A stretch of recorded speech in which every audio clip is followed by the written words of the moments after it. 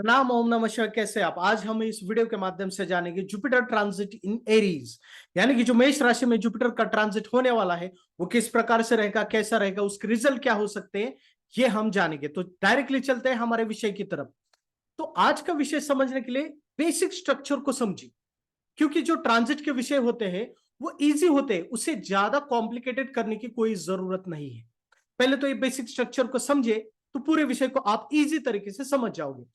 तो इस ट्रांजिट को समझने के लिए जो एरीज में होने वाला है, पहले आप एरीज को समझे। तो एरीज क्या है? Aries is a powerful sign, powerful राशि है, मटेरियलिस्टिक साइन है, फायरी साइन है, यानी कि उसके भीतर एग्रेशन है, एक्टिवनेस है, एग्रेशन है, एक्टिवनेस है। दूसरा, फ्लक्चुएशन भी है, यानी कि ये जो राशि है वो हर समय पर नया बदलाव चाहती है, कुछ ना कुछ तो नया बदलाव अवश्य ही चाहते हैं। और सबसे महत्वपूर्ण बात यह है इस राशि की खासियत कि ये मटेरियलिस्टिक राशि है और प्रैक्टिकल राशि है। ये ज्यादा स्पिरिचुअल राशि नहीं है, ये प्रैक्टिकल चाहे और गोल ओरिएंटेड है, यानी कि जिसमें एग्रेशन है, जिसमें फायर है, जिसमें गोल ओरिएंटेशन है और जिसमें ठहराव बिल्कुल भी नहीं है, जो हमेशा कुछ ना कुछ तो बदलाव चाहती है और पूर्ण रूप से प्रैक्टिकल है।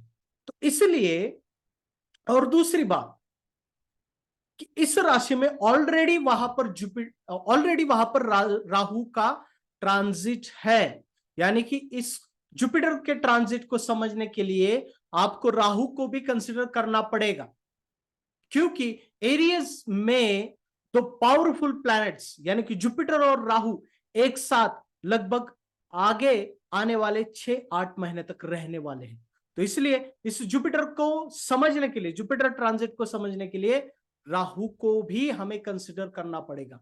तो इसलिए जो एरीज में ट्रांजिट होने वाला है वो राहु के साथ पहले 6-8 महीने रहने वाला है। तो देखिए, इसमें आप ऐसे समझिए कि राहु क्या है। तो पहले तो जो एरीज साइन है वो पावरफुल है और उसके भीतर राहु है, तो डेफिनेटली ये साइन जो है वो ज्यादा पावरफुल और लोडेड हो जाता है। ये ज्यादा प्रैक्टिकल और मटेरियलिस्टिक ऑलरेडी है, गोल ओरिएंटेड भी है, क्योंकि वो राहु इस क्वालिटी को, एरीज के इस क्वालिटी को अवश्य ही बूस्ट कर रहा है ऑलरेडी ही। तो वहां पर जुपिटर की एंट्री होने के कारण कहीं ना कहीं तो जो गुण है एरीज के, ये कहीं ना कहीं तो थोड़े से कम अवश्य ही हो जाएंगे, क्योंकि जो मटेरियलिस्टिक है या प्रैक्टिकल अप्रोच है उसमें कहीं ना कहीं तो थोड़ी सी कमतरता अवश्य ही आएगी। लेकिन इससे पहले आप एक चीज को समझिए कि जो जुपिटर और राहु को एक तरीके से आप समझिए कि इसमें जुपिटर और राहु का जो कॉम्बिनेशन है, इसमें राहु देवगुरु क्षमा चाहता हूं, जुपिटर जो है वो देवगुरु बृहस्पति है, यानी उनकी सोच बहुत ही अद्भुत है और उच्च दर्जे की सोच है उनकी।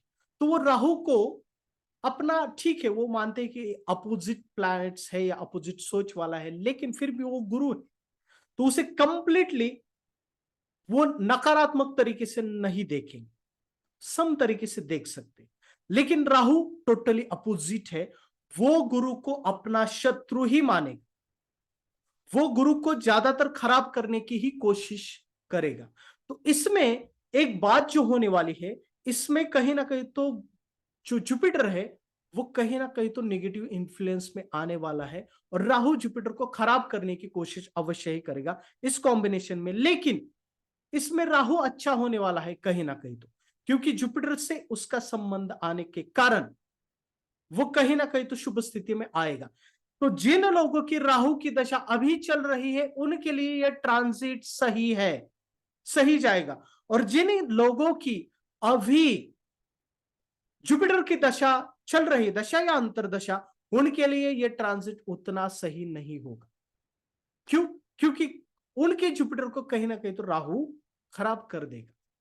इसलिए इस ट्रांजिट को अगर एक वाक्य में कहा जाए तो कहीं ना कहीं तो समाज में या कुंडली में, सामाजिक तौर पर भी देखा जाए तो लोगों की सोच में मटेरियलिस्टिक अप्रोच बढ़ने वाला है और कहीं ना कहीं तो प्रैक्टिकल अप्रोच बढ़ने वाला है। और सबसे ज्यादा, सबसे महत्वपूर्ण, ये जो राहु और जुपिटर का कॉम्बिनेशन है, ये कहीं ना कहीं तो इल्यूजन बढ़ाता है। तो जिस कारण बहुत ज्यादा लोग इल्यूजन में आकर डिसीजंस लेंगे, चाहे वो फाइनेंशियल डिसीजन हो, चाहे वो मटेरियलिस्टिक डिसीजंस हो, या चाहे स्पिरिचुअल डिसीजन भी। लोगों को लगेगा कि वो स्पिरिचुअल की तरफ आगे बढ़ रहे हैं, लेकिन ऐसा नहीं, वो कहीं ना कहीं तो इल्यूजन में आगे बढ़ रहे हैं। क्योंकि बहुत सारे लोगों को यह लगता है कि योगा की पोस्चर करना ही या आसन करना ही योग है। ये एक इल्यूजन है। योग कंप्लीटली डिफरेंट है। योग माइंड के लेवल पर होता है। जो आसन होते हैं वो जस्ट योग की तरफ आगे बढ़ने का एक प्रोसेस है, प्रथम प्रोसेस है। ठीक इसी प्रकार से इल्यूजन बढ़ेगा, इल्यूजन में लोग रहेंगे, और इसी इल्यूजन में आकर कहीं ना कहीं तो कुछ डिसीजंस ऐसे हो जा सकते हैं मोह में आकर, चाहे फाइनेंशियल डिसीजंस हो, चाहे कोई और डिसीजंस हो, शायद वो आगे चलकर गलत साबित हो सकते। तो इस प्रकार से है। तो हम चलते अभी डिटेल में देखेंगे किस प्रकार से रहेगा। तो ये राहु और जुपिटर को समझिए पहले, और एरिस को देखा। फिर ये जो ट्रांजिट है आप मून से और लग्न से समझिए। तो ये ट्रांजिट ज्यादा नकारात्मक किन लोगों को जा सकता है, पहले ये देखिए। तो ये ट्रांजिट जिनका भी मून से अष्टम भाव में अगर ये ट्रांजिट है, या 12th हाउस में है, मून से अष्टम भाव में जुपिटर का ट्रांजिट है, या लग्न से अष्टम भाव में या 12th हाउस में ये ट्रांजिट हो रहा है, तो कहीं ना कहीं तो उनके लिए ये ट्रांजिट नकारात्मक रह सकता है। हम आगे भी इसे प्रैक्टिकली देखेंगे। दूसरा पॉजिटिव किन किन लोगों के लिए रह सकता है, लग्न से प्रथम पंचम भाव, 7th house, 9th house, 10th house और 11th हाउस में जिनका जुपिटर ट्रांजिट कर रहा है, उनके लिए ये ट्रांजिट बहुत ही अच्छा रहेगा। उनके लिए बहुत ही अच्छा रहेगा ये transit. 1st house, 5th house, 7th house, 9th house, 10th house और 11th हाउस के जुपिटर के ट्रांजिट को अगर लग्न से हो रहा है जुपिटर का ट्रांजिट, तो ये ट्रांजिट उन लोगों के लिए अच्छा जा सकता है। वो आगे देखेंगे हम, जाएगा या नहीं जाएगा और किस प्रकार से जा सकता है। दूसरा, सन ऑर्बिट पे जिनके ये ट्रांजिट आ रहा है जुपिटर का, उनके लिए भी अच्छा रहेगा। यानी कि जिनके सन से 9th हाउस से जुपिटर है, जिनके सन से 10th हाउस में जुपिटर, और जिनके सन से 11th हाउस में जुपिटर आ रहा है, उनके लिए ये ट्रांजिट बहुत ही अच्छा जाने वाला है, इस जुपिटर का ट्रांजिट।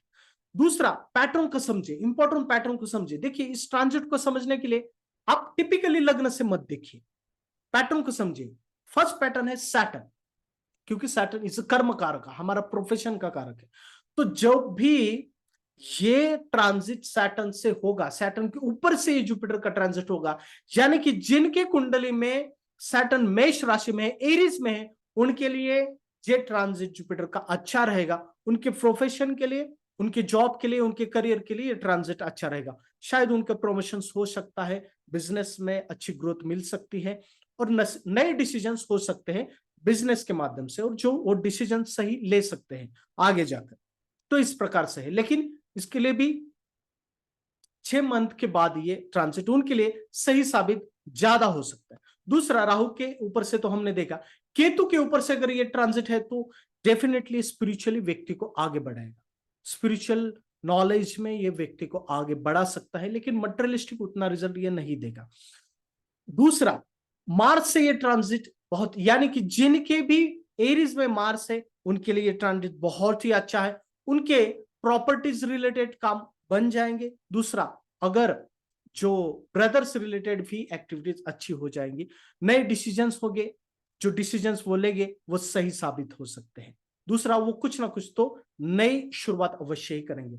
सन से ट्रांजिट बहुत ही अच्छा जाएगा फैमिली के लिए। मून से भी ट्रांजिट ये अच्छा रहेगा, यानी कि जिनके भी एरीज में सन होगा, मून होगा, उनके लिए भी ये ट्रांजिट बहुत ही अच्छा रहेगा।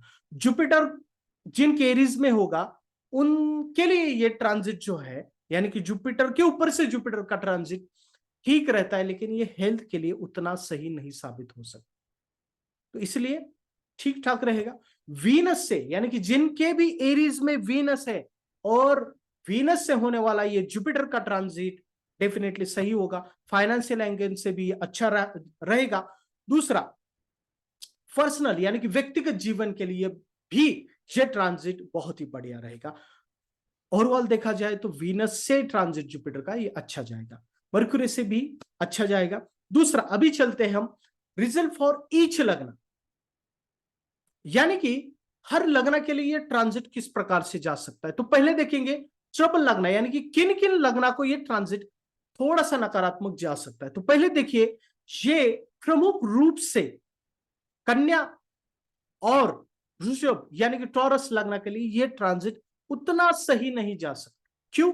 क्योंकि आप यहां पर देखिए, अगर प्रैक्टिकली देखा जाए तो अगर जैसे अगर यहां पर कन्या लग्न को हमने यहां पर देखा, तो यहां पर देखिए कन्या लग्न,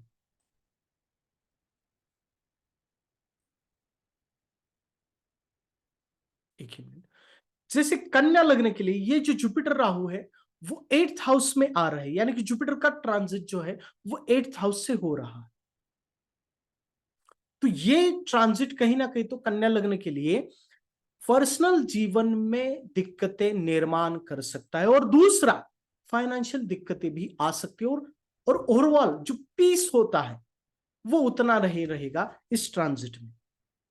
तो ये है, तो ये दिक्कत हो सकती है, लेकिन उसके लिए दशा भी चाहिए जुपिटर की, वो हम आगे देखेंगे। दूसरा, वृषभ से भी देखिए आप, वृषभ से यानी कि टॉरस से, टॉरस लग्न है यहां पर, तो टॉरस से ये जो राहु और जुपिटर है वो 12th हाउस में आ रहे हैं, तो जिस कारण कहीं ना कहीं तो ये सिचुएशन भी कहीं ना कहीं तो ये दिक्कत दे सकते, फाइनेंशियल लॉसेस हो सकते, हॉस्पिटलाइजेशन हो सकता है, और कहीं ना कहीं तो हेल्थ के कारण लॉसेस हो सकते हैं, दोस्तों के कारण लॉसेस हो सकते हैं, और दूसरा पहले 6 मंथ्स में किसी मोह के कारण या इल्यूजन के कारण फाइनेंशियल लॉसेस हो सकते हैं टॉरस लगने के लिए। तो जिनका टॉरस लगना है और जिनकी जुपिटर के अंतरदशा चल रहे, उन लोगों ने बच के रहना चाहिए फाइनेंशियल डिसीजंस के लिए, उनके लॉसेस हो सकते हैं। तो उन लोगों ने थोड़ा सा डिसीजंस पेशेंस रखनी चाहिए।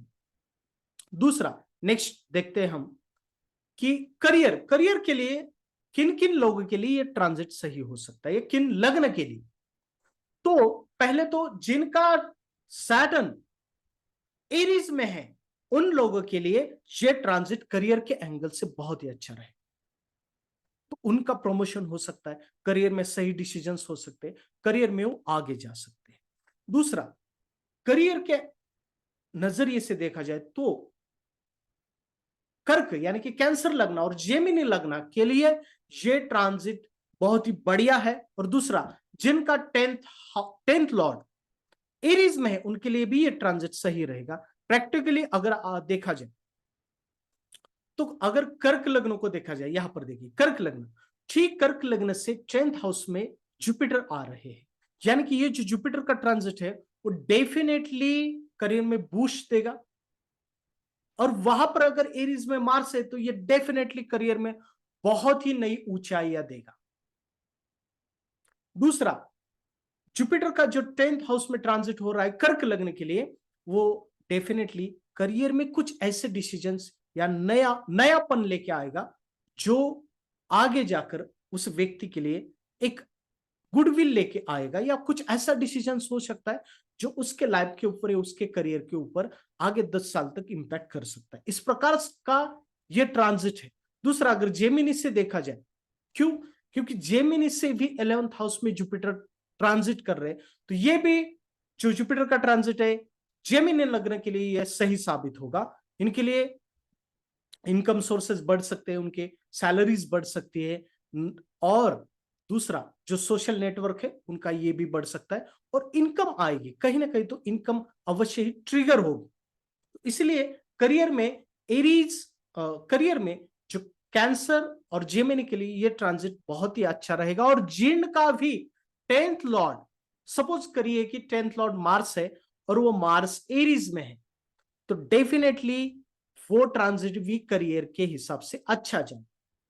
ओके, नेक्स्ट टॉपिक की तरफ चलते हैं। नेक्स्ट है मैरिज। तो मैरिज के लिए ये जुपिटर का ट्रांजिट किन किन के लिए अच्छा रह सकता है, किन लग्न के लिए, एसेंडेंट के लिए अच्छा रह सकता है। तो यहां पर देखिए, अगर देखा जाए तो तुला लग्न के लिए एरी, तुला यानी कि लिब्रा, एरीज और जेमिनी के लिए ये मैरिज के एंगल से, पर्सनल जीवन के एंगल से अच्छा ट्रांजिट होगा अवश्य ही।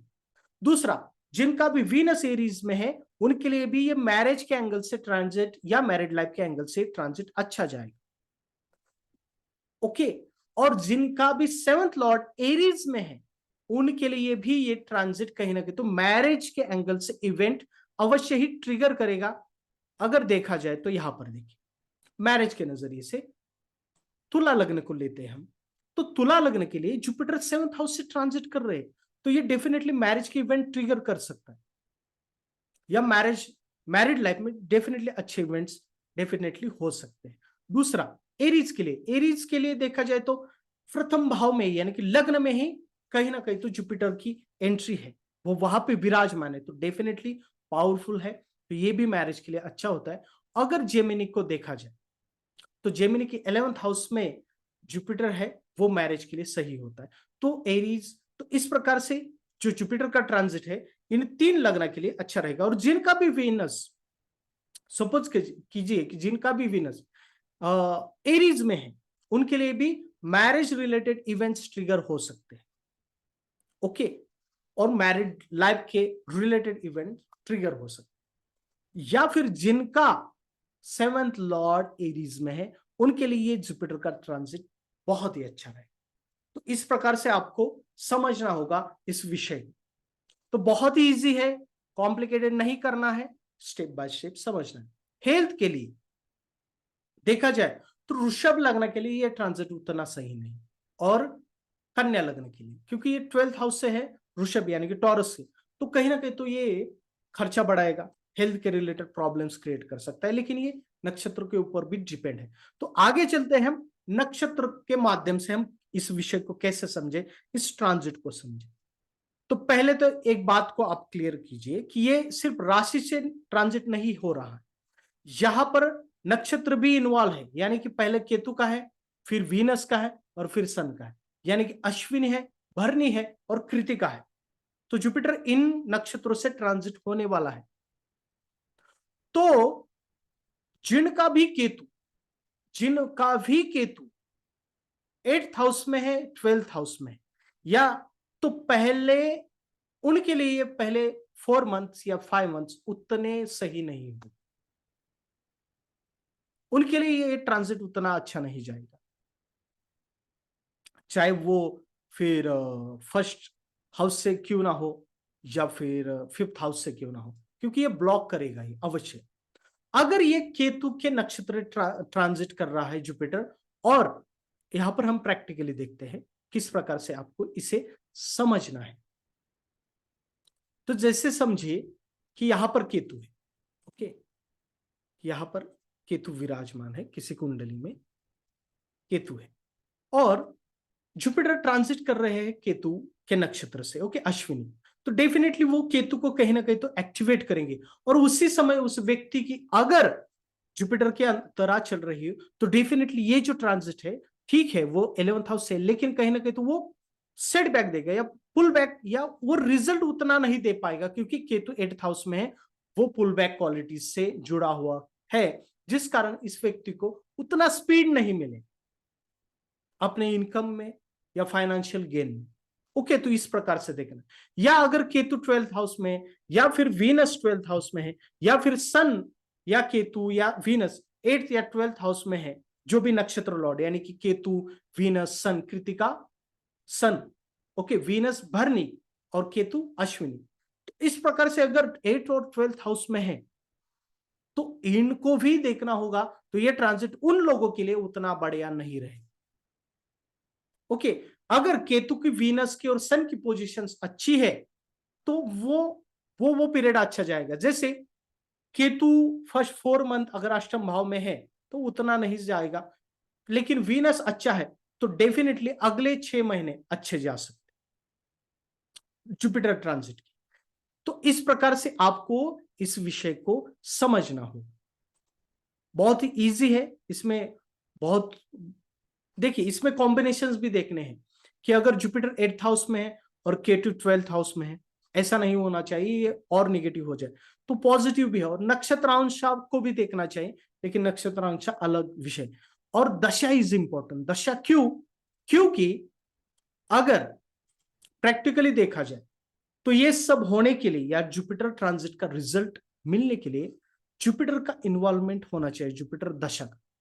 तो दशा अगर है और ये नक्षत्र केतु अष्टम भाव में, वीनस 12th हाउस में या सन 8th हाउस में है, तो अगर जुपिटर इनके नक्षत्र से ट्रांजिट कर रहा है तो डेफिनेटली ये समय उनके लिए दिक्कत दे सकता है। लेकिन ऐसा समझिए कि जुपिटर भरणी नक्षत्र से ट्रांजिट कर रहा है शुरू में, या फिर केतु से या भरणी नक्षत्र, और वीनस 10th हाउस में है, तो डेफिनेटली ये जो ट्रांजिट है जुपिटर का वो डेफिनेटली बहुत ही अच्छा जाएगा, बहुत अच्छा रिजल्ट देगा। क्यों?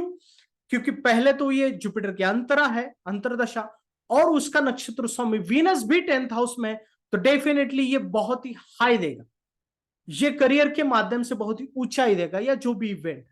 तो इस प्रकार से भी आपको देखना है कि नक्षत्र लॉर्ड को भी देखना है, सिर्फ राशि को देख के मत छोड़िए, तो आप समझ नहीं सकते। तो इस प्रकार से आप समझिए पूरे विषय को, तो अच्छी तरीके से देखिए, तब आप इस ट्रांजिट को अच्छी तरीके से समझ सकते। तो ओवरऑल देखा जाए तो सैटर्न से ये ट्रांजिट बहुत ही अच्छा जाएगा, मार्स से, सन से, मून से भी अच्छा जाएगा, सिर्फ केतु से थोड़ा दिक्कत देगा। लेकिन इस ट्रांजिट को समझने के लिए राहु को भी कंसिडर कीजिए। ओवरऑल देखा जाए तो ये प्रैक्टिकल और मटेरियलिस्टिक अप्रोच बढ़ाएगा। दूसरा, ये इल्यूजन में रखेगा, और लोग कुछ फाइनेंशियल डिसीजंस मोह में आकर ले सकते हैं। तो इसलिए वृषभ लग्न को और कन्या लग्न को अवश्य प्रिकॉशंस लेने हैं, और ओवरऑल जो भी आप फाइनेंशियल डिसीजंस लेंगे वो सही से लीजिए, किसी मोह में आकर मत लीजिए। ओके, तो जैसे शेयर मार्केट में भी बहुत उतार चढ़ाव हो सकता है। क्यों? क्योंकि जुपिटर और राहु का पहले 6 मंथ में जो कॉम्बिनेशन हो रहा है वो कहीं ना कहीं तो शेयर मार्केट में भी एक इल्यूजन या मोह की सिचुएशंस पैदा कर सकता है, और मार्केट में कुछ ऐसे स्कैंडल्स हो सकते हैं फाइनेंशियल, जो कि लोगों के लिए अच्छे नहीं हो सकते, या पैसा उनका जा सकता है। तो इस प्रकार से आप सही से डिसीजंस लीजिए तो अच्छा रहेगा। तो अगर देखा जाए ओवरऑल देखा जाए तो ये ट्रांजिट अच्छा है, बस आपको नक्षत्र को भी देखना है, और एरीज में कौन सा प्लैनेट है ये पहले देखिए, फिर नक्षत्र लॉर्ड कहां पर है, यानी केतु, वीनस, सन, ये देखिए। बस अगर आप इसे समझिए तो समझ जाएगा। और फिर जुपिटर 8th हाउस में या 12th हाउस में नहीं होना चाहिए, तो आपको संभल कर चलना है। बस यही आप याद रखिए, तो ठीक तरीके से आप इस ट्रांजिट को समझ जाए। तो आज के लिए बस इतना ही, फिर मिलते हैं किसी अच्छे वीडियो को लेकर। प्रणाम, ओम नमः शिवाय।